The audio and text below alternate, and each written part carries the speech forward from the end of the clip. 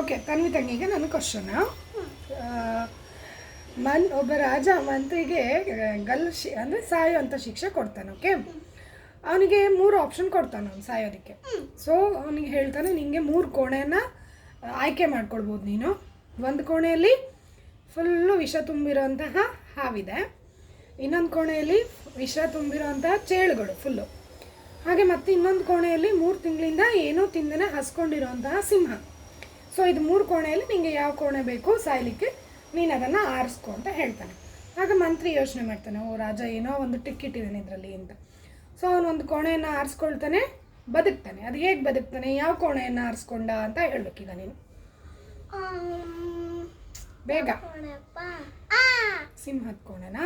ಸಿಂಹದ ಕೋಣೆ. ಯಾಕೆ?